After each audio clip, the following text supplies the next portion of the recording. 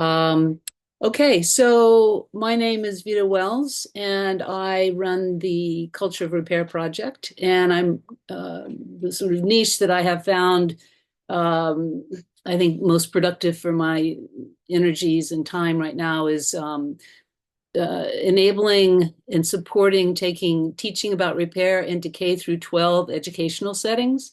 And that means everything from after school programs offsite to after school onsite to in-class teaching, um, sponsored by the libraries, sponsored by teachers in the schools. So a whole range of is what I'm calling K through 12.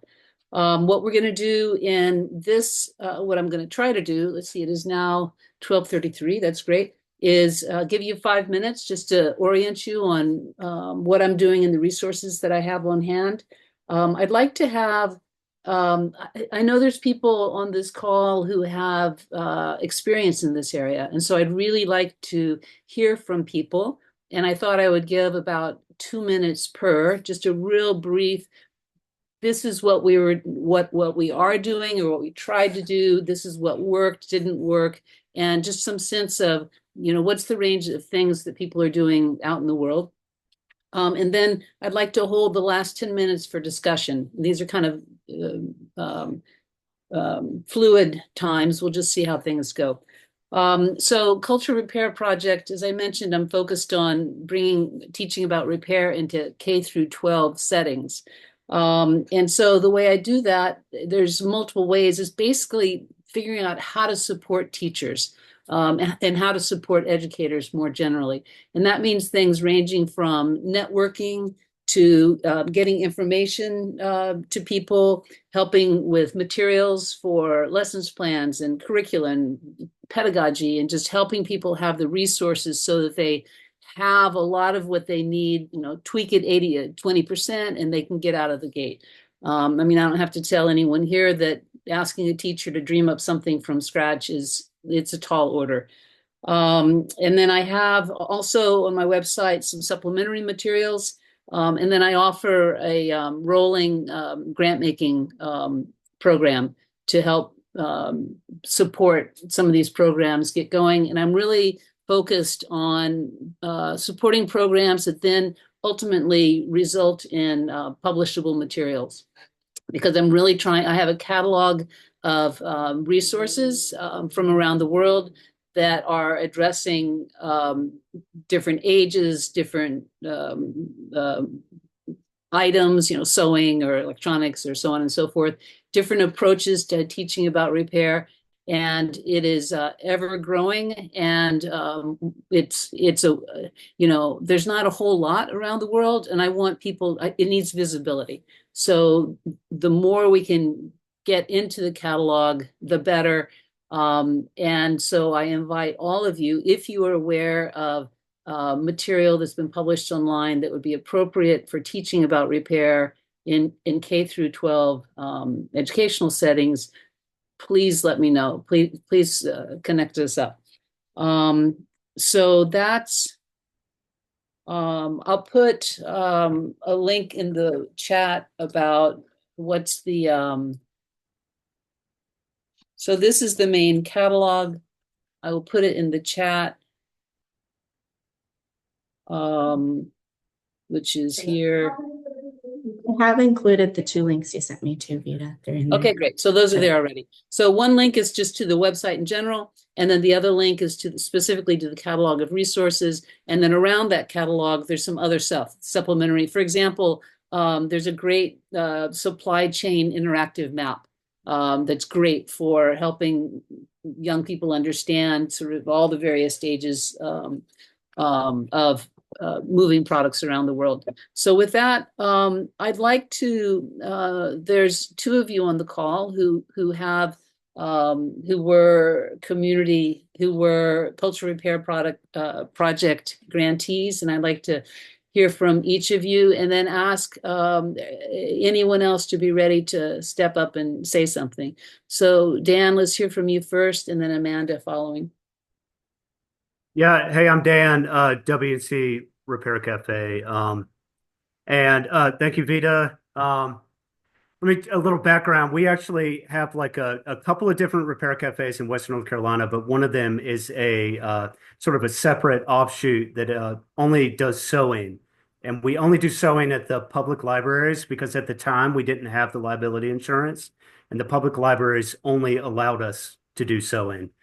So that's where that came from, but it's actually been something nice that we kind of stumbled into. We've got a group of maybe 40 or 50 volunteers that do exclusively sewing at like 7 or 8 different public libraries in Buncombe County.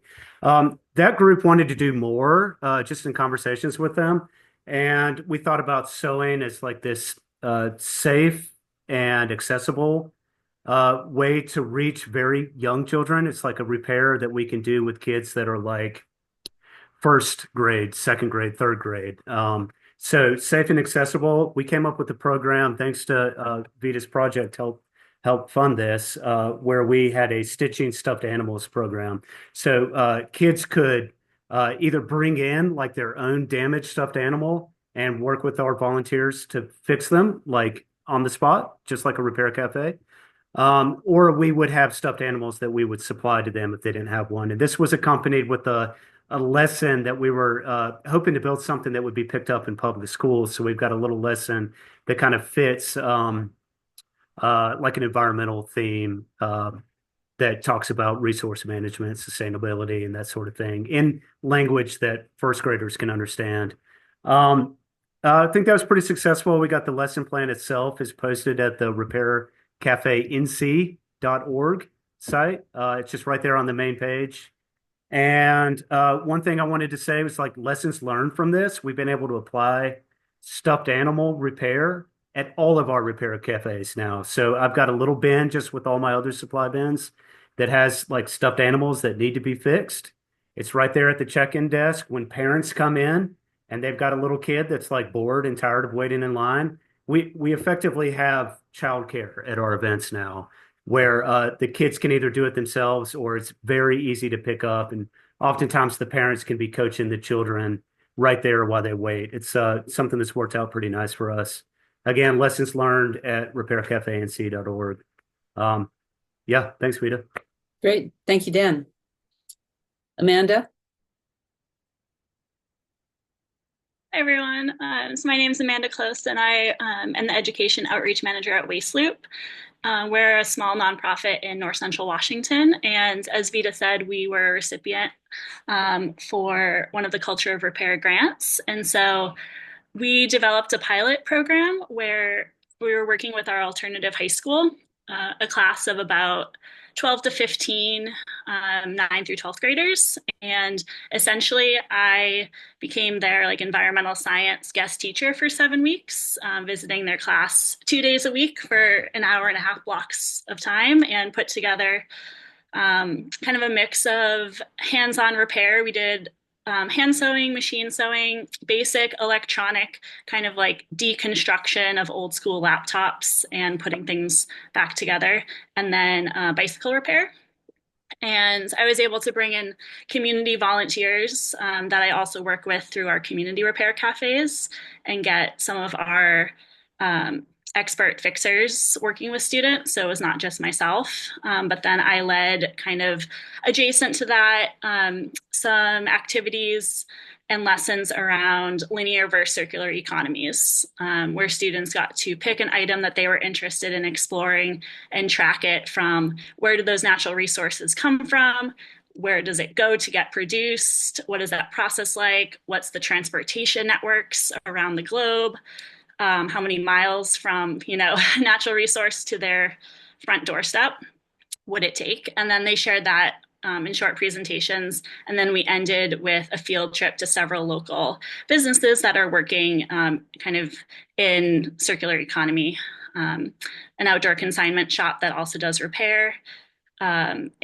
Waste Loop's own salvage building reuse store into a library. So it was really, really awesome. And we're hoping to be able to receive more funding from other sources and expand the work that we've done. Fantastic. That both of y'all did awesome, awesome work that's really had an impact and lives on Do we have, if someone has another program that they'd like to let us know about or talk about, would you raise your hand or somehow indicate that you've got something to offer? I'll step in the interim and say something about, so my local school district has launched a fantastic program. Their middle school makerspace program has is collaborating with their climate literacy district-wide initiative. And so they are working together. They have 1 week repair unit. So in the middle of the day, they have a maker class, a regular during the day class. And so they are having, the students are having 1 week repair sessions where they're working on bicycle repair and electronics repair and textile repair. And there is a fourth that is not in my mind with this instant. And then it consummates with at the end of that week, then they have a Fix It Fest, which is a community repair event that's held at the school that the students participate in. And it's really a very, it's a large, there's about 150 participants who come in so that it's a robust Fix It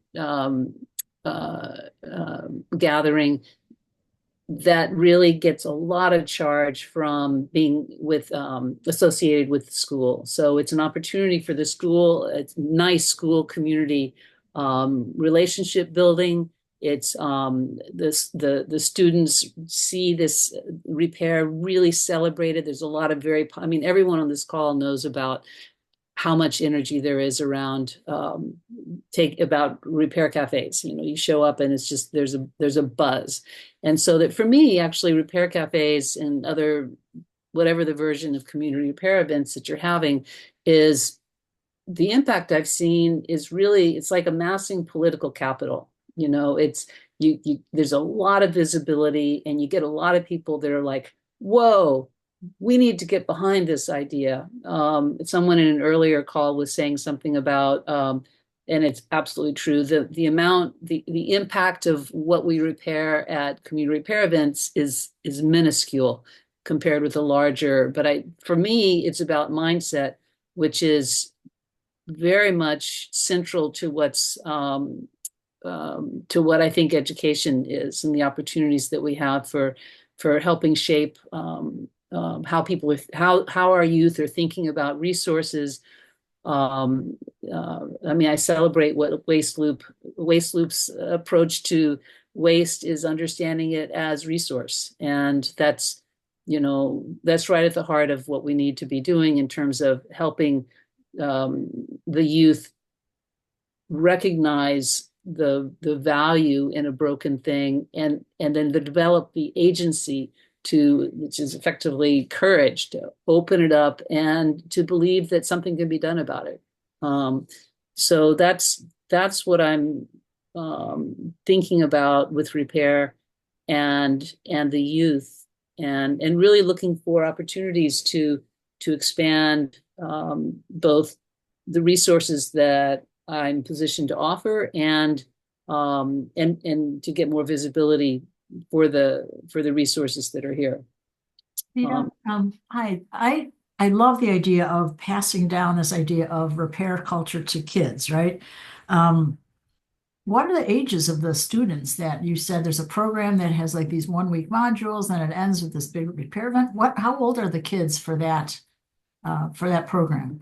For that particular one is middle school. Middle school. Okay. Yeah, I think that's a great idea. I would love to, because virtually all of our repair clients are adults, right? And I'd love to get more, get that culture ingrained in kids as well. So that's a good, interesting idea. Yeah, it's a great age to start because they're capable of doing things. Mm-hmm.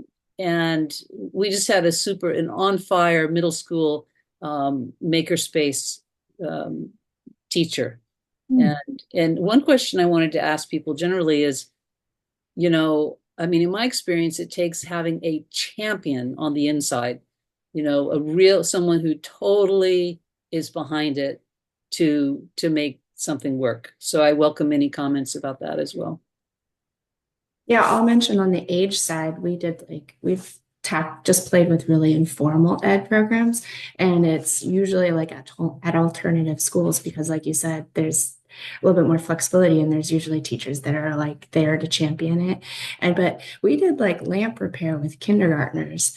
It's kind of blew my mind how like capable these kiddos are, but like it was super cool to see like these like 4-year-old girls with a screwdriver fixing the plug and being so stoked about it.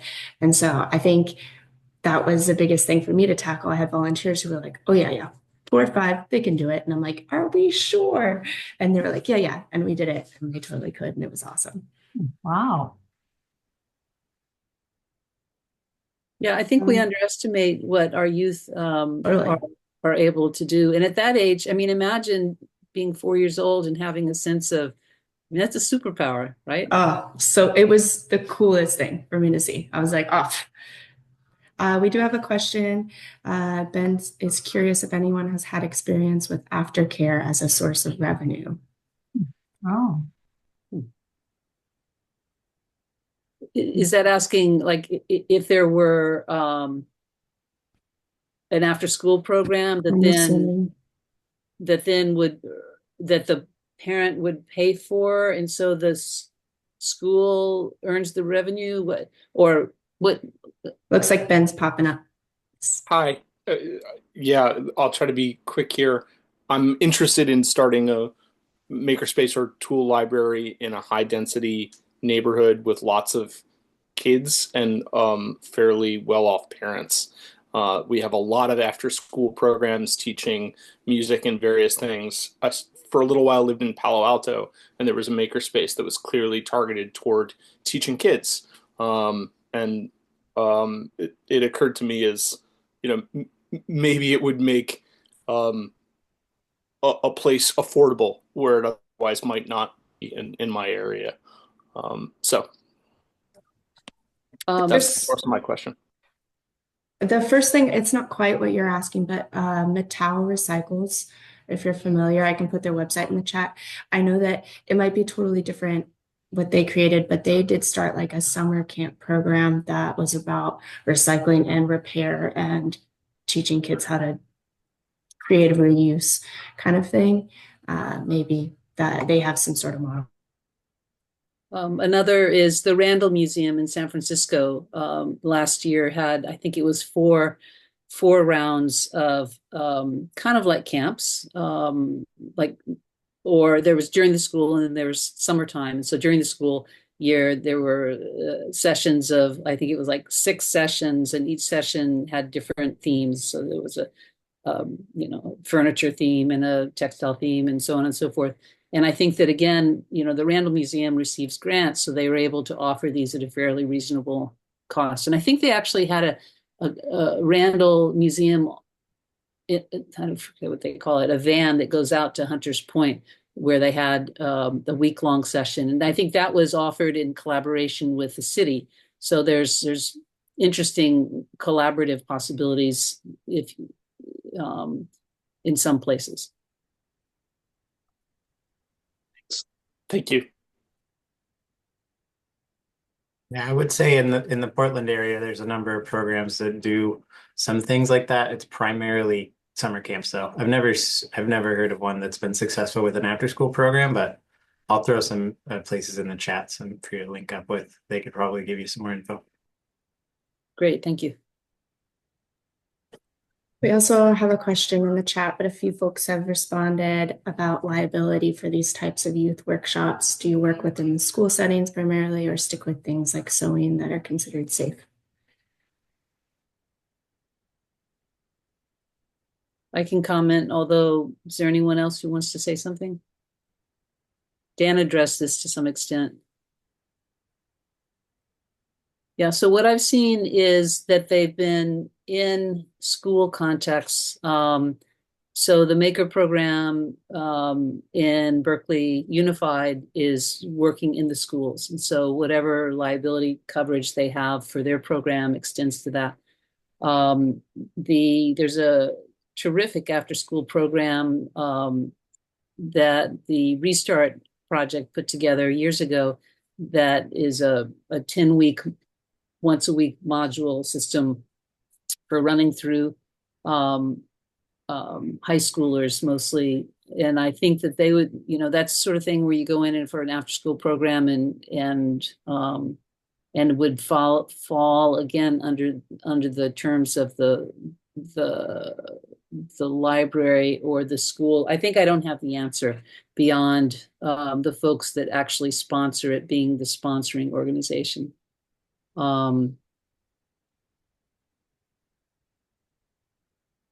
Yeah, I don't think I can address that beyond if it is, for instance, the school or the library actually sponsoring the thing so that their insurance covers the, I don't know about a third party walking in and using another space.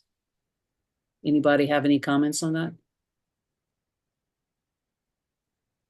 Yeah, let me add that we're actually planning to do a repair center after school program in the spring. And this is through part of my other work that I do, doing environmental education with high school students. And it's an existing after school program. We're not doing repair right now, but we are doing like circular economy type lessons.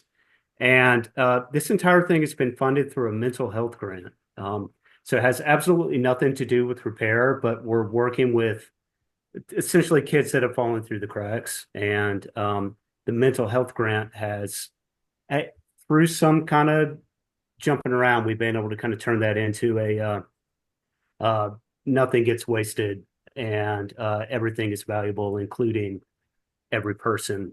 And we hope to kind of extend that into the repair world next year. So we're going to do something similar with weekly workshops and have, actually attempt to have a functioning repair shop. So kind of moving beyond Repair Cafe, but having them fix lamps that then they will resell those lamps and tie it to entrepreneurship, which is another, main driver of getting grants.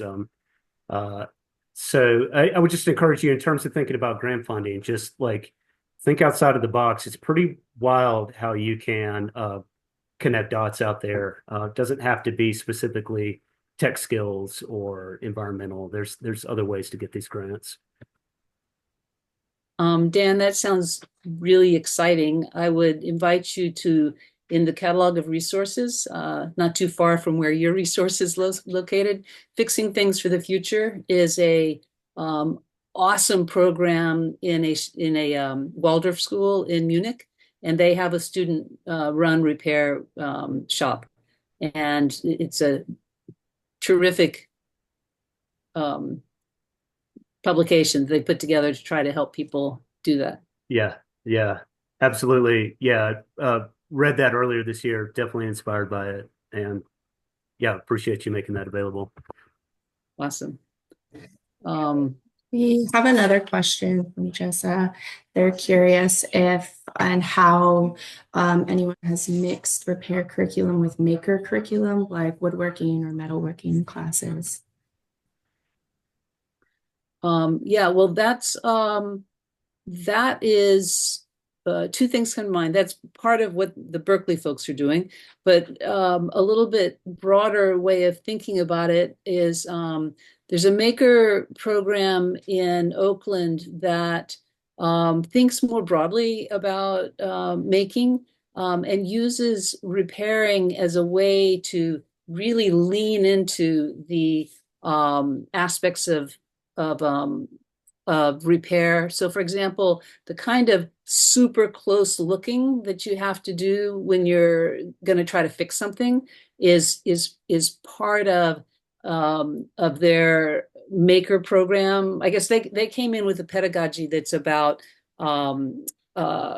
close looking and understanding functioning, and then intervening with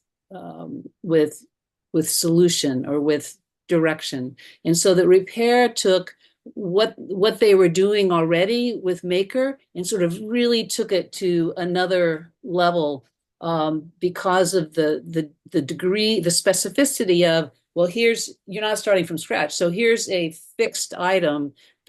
You're compelled to work within the constraints of what this item is, and then the functionality that you're trying to produce. So it really allowed for sort of turbocharging what they were already trying to do in the Maker class. There's a short blurb on my website in the sort of overview of resources that tries to summarize that sort of translation between repair and Maker. I mean, it's so great to tie them because it pulls sustainability, that whole conversation, into Maker, which sometimes Maker gets hit on all the production of extra stuff. It really leverages into agency, which is a deep concern. You can take the kind of understand the thing, then you start looking at, well, who decided to glue this battery in? Is that in my interest or not? Oh, it's not in my interest, it's in theirs. Let's understand the system. And then let's say, dadgummit, I'm going to intervene, and I don't care what they say, I'm going to fix my thing. And so that you really begin to model the kind of much bigger ways of thinking that the educators are trying to work with the students on. So there's just tons of opportunities for repair when it ends up in either maker spaces or in other spaces as well, but particularly maker spaces. We have 55 seconds. Any other thoughts? The last question I see is if anyone's done anything with 4-H. 4-H. Wow, that's a great idea. Yeah, I know I've spoken with our local 4-H, and they're really interested in kind of broadening beyond what traditionally 4-H has been about. So it seems like a pretty fruitful idea. That's awesome. Are you capturing the chat? Can I get back? Because I've been looking at people. Great. I'd love Yeah, to. definitely. Yeah, and there's lots of websites that people have dropped in the chat. So Fantastic. but I will save it. Thank you all so much. If you're interested in knowing more about the resources and so on and so forth, please visit my website, and please send me resources as you come across them. It just makes everything better to have to enrich what we have to offer.